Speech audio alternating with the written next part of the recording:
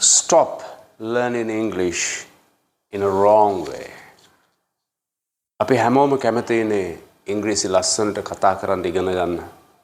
ඒ වගේම සමහර කට්ටියට චූටි බයකුත් තියෙනවා ඉංග්‍රීසි කතා කරන්න. මම ඔයගොල්ලන්ට කියලා දෙනවා. ඊටාම සරලව මේ සබා දහමේ අපිට නිතරම පේන නැත ගැටෙන දේවල් එක්ක කොහොමද මේ ඉංග්‍රීසි භාෂාව ඉගෙන ගන්න කියලා. මම ඉස්සරලාම ඔයාලට කියලා දෙන්නම්. අපි හැමෝම කැමතිනේ මියුසික් වලට. ඉතින් මේ මියුසික් වල තියෙනවා නේද ඉන්ස්ට්‍රුමන්ට් එකක් trumpet කියලා. trumpet. මම දන්නවා ඔයගොල්ලෝ දන්නවා ඒක. trumpet. දැන් මේ trumpet කියන වචනේ අරගෙන අපි පොඩ්ඩක් බලමු. කොහොමද? අපි ඉස්සරලාම කියමුකෝ මේක trumpet එකක්.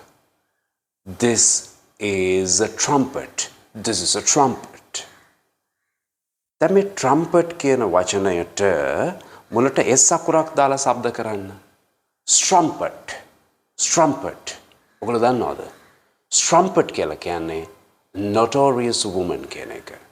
සිංහලෙන් කියන්න පුළුවන් නරක ගැහණියෙක් එහෙම නැත්නම් වීදි සරණ කෙනෙක්. කවුරු හරි ඔයගොල්ලෝ කැමති සිංහල translation එකක් දාගන්න පුළුවන්. හැබැයි notorious woman අපි කියනවා එයා notorious woman කෙනෙක්. She is a strumpet. She is a strumpet. Strumpet.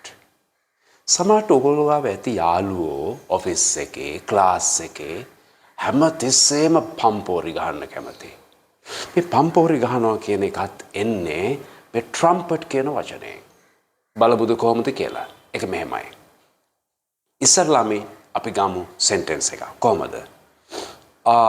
එයා හැම තිස්සෙම එයාගේ තාත්තගේ පම්පෝරිය ගහනවා.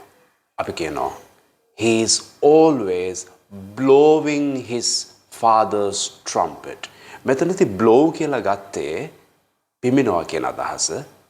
trumpet එක blow කරන්න ඕනේනේ. ඒත් අපි වාක්‍යයත් එක්ක ගත්තාම අදහස ගන්නවා පම්පෝරි ගහනවා. කොහොමද වාක්‍යය? He is always blowing his father's trumpet. මම තව example එකක් ඔයාලට දෙන්නම්. මේ විදිහට. ඔයාලට කියන්න ඕනේ මගෙත් එක්ක පම්පෝරි ගහගෙන ඉන්න එපා. මගෙත් එක්ක ඔයාගේ පම්පෝරි ගහන්න එපා. අපි කියනවා don't come to blow your trumpet with me. Don't come to blow your trumpet with me. දැන් බලන්න trumpet කියන වචනයෙන් අපිට ඉංග්‍රීසි භාෂාවේ ගොඩක් පැති ඉගෙන ගන්න පුළුවන්. ඉංග්‍රීසි හරි ලේසි. Try English with Troy.